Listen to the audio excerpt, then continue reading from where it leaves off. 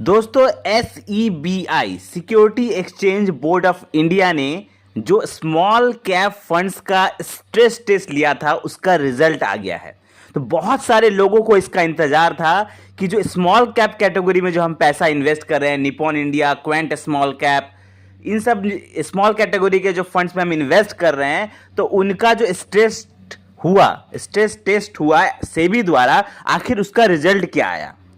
क्या small cap category के fund में इन्वेस्ट करना अब रिस्की हो जाएगा?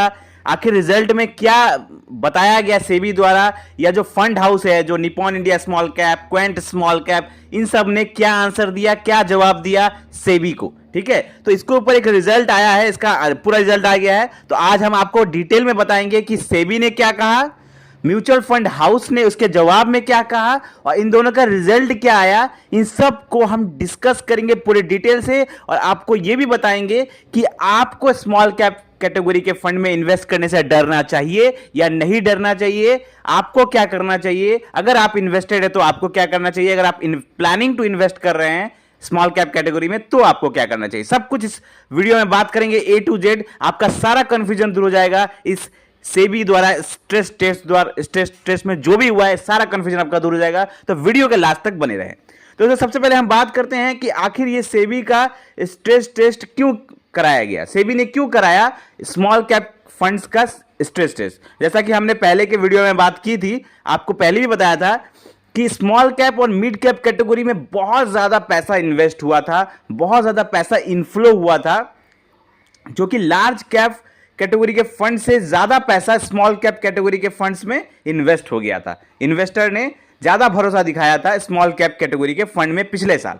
तो इससे क्या हुआ कि सेबी और AMFI यानी association of mutual fund in India, जो म्यूचुअल फंड को रेगुलेट करती है, और सेबी जो सब को मैनेज करती है, रूल्स रेगुलेशन बनाती है, इन दोनों को कहीं ना कहीं थोड़ा सा एक डाउट हो गया मन में कि हाँ, ये जो म्यूचुअल फंड हाउस है ये कहीं झूठ बोलकर इन्वेस्टर से इन्वेस्ट तो नहीं करवा रही है पैसा, या कुछ तो गड़बड़ है। तो उनको मतलब एक तरह से सही है, एक रेगुलेशन जो उनके पास है, एक पावर है उनके पास म्यूचुअल फंड हाउस को चेक करते रहने का कि हाँ ये सही रूल्स एंड रेगुलेशन फॉलो कर रही है या नहीं। तो उनका काम है वो। तो वो उन्होंने एक डिसीजन लिया कि क्यों ना हम स्मॉल कैप कैटेगरी के जितने फंड्स है उनका एक स्ट्रेस टेस्ट लें, उनसे सवाल करें कि हाँ भैया, अगर आज से कुछ दिनों बाद या कुछ महीनों बाद अगर मार्केट बहुत गिर जाता है और अगर आपके इन्वेस्टर आपसे पैसा मांगते हैं तो आपके पास कितना लिक्विडिटी है, आप कितना पैसा अपने इन्वेस्टर को दे सकते हैं, आप कितने दिनों में पैसा लौटा सकते हैं इन्वेस्टर को।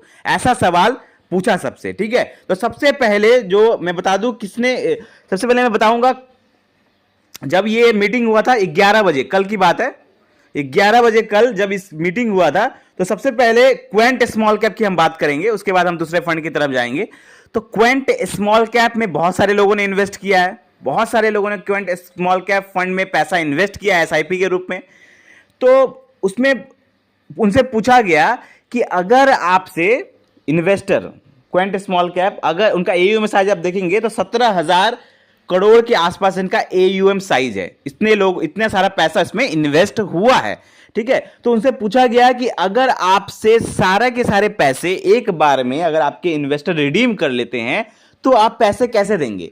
तो उसके ऊपर क्वेंट स्मॉल कैप ने कहा कि सर, अगर सेबी को कहा कि अगर सारे के सारे पैसे अगर हमसे रिडीम करने, अगर पूरा का पूरा पैसा इन्वेस्टर हमसे रिडीम करना चाहते हैं या पैसा निकालना चाहते हैं एक बार में, तो हमें 22 दिन लगेंगे, टोटल 22 डेज लगेंगे हमें अपने स्टॉक्स को सेल आउट करने में और इन्वेस्टर को पैसा लौटाने में। ठीक है, तकरीबन आधे स्टॉक्स जो उनके हैं उसको वो सेल आउट कर देंगे और इन्वेस्टर को 22 दिनों के अंदर अंदर वो पैसा लौटा देंगे, क्योंकि यहां पर 17,000 करोड़ का बात है, कोई छोटा मोटा नहीं। अगर हम लोग पैसा जब रिडीम करते हैं या किसी स्टॉक्स को सेल आउट करते हैं तो हम एक बटन दबाते हैं और पैसा हमारे अकाउंट में आ जाता है। लेकिन यहां पर बहुत, जो कोई फंड हाउस जब स्टॉक्स बेचता है तो वो छोटा मोटा अमाउंट का नहीं होता। आप देख रहे हैं यहाँ पे 17,000 करोड़ का बात है, तो इसमें थोड़ा टाइम लगता है। तो उन्होंने टाइम मांगा कि हाँ, अगर ऐसा कुछ होता है तो हमें 22 दिन लगेंगे अपने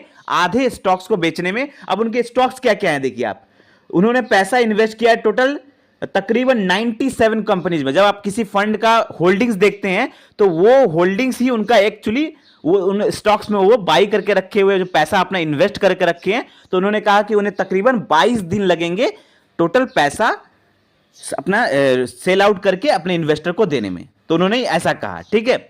अब ऐसा प्रैक्टिकल देखिए दोस्तों, एक बार में अब सेबी ने कहा कि अगर एक बार में पैसा आपसे कोई मांगता है, इन्वेस्टर सारे के सारे इन्वेस्टर अगर आपसे पैसा मांगते हैं तो आप कैसे देंगे। लेकिन प्रैक्टिकली उन्होंने ये भी कहा कि सर प्रैक्टिकली ऐसा पॉसिबल नहीं है कि सारे के सारे इन्वेस्टर हमसे एक साथ पैसा मांग लेंगे, एक साथ पैसा रिडीम कर लेंगे, ऐसा पॉसिबल नहीं है, ऐसा जवाब दिया उन्होंने।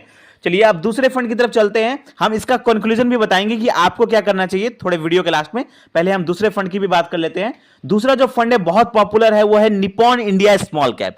अब निप्पॉन इंडिया स्मॉल कैप जो फंड है इसमें भी बहुत सारे लोगों ने पैसा इन्वेस्ट किया है, बहुत सारे लोगों ने पैसा इन्वेस्ट किया है। तो इनका एयूएम साइज देखेंगे तो बहुत ज्यादा है, 46,000 करोड़, 46,000 करोड़ रुपया इसमें इन्वेस्ट ऑलरेडी हो चुका है निप्पॉन इंडिया स्मॉल कैप में। बहुत ज्यादा पैसा इसमें इन्वेस्ट हुआ है और इनकी होल्डिंग्स अगर देखेंगे आप तो 202 कंपनीज में इनकी होल्डिंग्स है करंट, मतलब इतने सारी कंपनीज का इन्होंने स्टॉक्स खरीद के रखा हुआ है। तो जब इनसे पूछा गया सेबी द्वारा कि आप क्या करेंगे अगर इन्वेस्टर ने आपसे पैसा मांगा तो इन्होंने कहा कि सर हमें 27 डेज लगेंगे, तकरीबन 27 दिन लगेंगे हमें अपने स्टॉक्स को सेल आउट करने में और इन्वेस्टर को पैसा देने में, 27 दिन लग जाएंगे। तो उन्होंने भी यही कहा कि सर हमें अपने जो हमारे स्टॉक्स उसको बेचने में 27 दिन लगेंगे और हम इन्वेस्टर को पैसा दे देंगे, अपने आधे स्टॉक्स को हम बेच देंगे और 27 दिनों के अंदर अंदर हम पैसा अपने इन्वेस्टर को दे देंगे, ठीक है। लेकिन उन्होंने भी फिर बात वही कही कि सर ऐसा कभी पॉसिबल नहीं है कि सारे के सारे हमारे जो इन्वेस्टर है जो जिन्होंने हमसे लमसम या एसआईपी के रूप में इन्वेस्ट कर दिया है, सारे के सारे लोग एक बार में रिडीम कर ले पैसा, ऐसा प्रैक्टिकली पॉसिबल नहीं है। तो ठीक है दोस्तों, अब बात यही है कि इन दो popular funds Quint small cap और निप्पॉन इंडिया स्मॉल कैप ने अपना पक्ष रख दिया सेबी की तरफ कि हाँ हमें, क्वेंट ने कहा हमें 22 दिन लगेंगे और निप्पॉन ने कहा कि हमें 27 दिन लगेंगे अपने स्टॉक्स को सेल आउट करके अपने इन्वेस्टर को पैसा चुकाने में।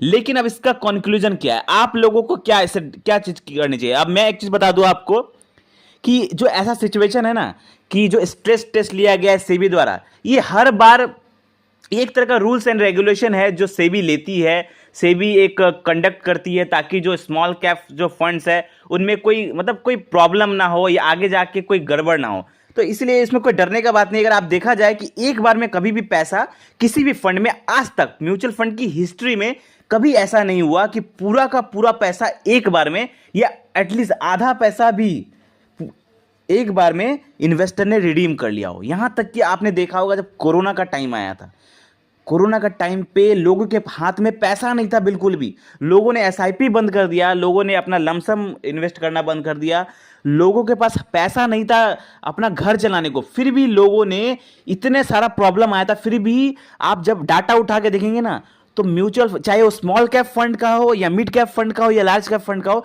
किसी भी फंड में लोगों ने इतना ज्यादा पैसा एक बार में नहीं निकाला। चाहे कुछ भी हो जाए, लोग कभी भी ऐसा मार्केट सेंटीमेंट नहीं लेगा कि पूरा का पूरा पैसा लोग एक बार में रिडीम करने के चल जाए। लोग एक बार में पैसा कभी भी रिडीम नहीं करेंगे। हाँ, हो सकता है कि लोग 10% पैसा लोग अपना रिडीम कर ले, या मतलब जितने भी लोग इन्वेस्ट किए, जैसे अगर समझ लीजिए कि निप्पॉन इंडिया में 46,000 करोड़ इन्वेस्ट हुआ है, तो 46,000 करोड़ रुपया एक बार में लोग नहीं रिडीम करेंगे। कोई पूरा पैसा रिडीम करेगा, कोई थोड़ा पैसा रिडीम करेगा, मतलब कितना भी मार्केट गिर जाए लेकिन पूरा का पूरा 46,000 करोड़ तो लोग पैसा नहीं निकालेंगे। हो सकता है कि 46,000 करोड़ इन्वेस्ट है तो उसमें से लोग 5,000 करोड़ या 6,000 करोड़ लोग सब मिलके निकाल ले, लेकिन कभी ऐसा नहीं होगा कि पूरा का पूरा पैसा एक बार में निकाल ले और जो म्यूचुअल फंड हाउस है या स्मॉल कैप फंड्स है वो दिवालिया हो जाए और लोगों को पैसा देने में मुश्किल हो जाए, ऐसा कभी नहीं होगा। तो ठीक है, लेकिन फिर भी ये सेबी ने बहुत अच्छा कदम लिया है। मेरे ख्याल से एक टेस्ट लेना भी बहुत जरूरी था, नहीं तो ऐसा होगा ना कि म्यूचुअल फंड के जो स्मॉल कैप फंड्स है, इतना पैसा आ रहा है उनके पास, इतना पैसा इन्फ्लो हो रहा है, तो कहीं उन लोगों के मन में कुछ ये ना आ जाए और उन लोग कहीं मैनिपुलेट ना कर दे किसी स्टॉक्स को। तो इसीलिए एक बहुत अच्छा चीज कदम लिया है सेबी ने।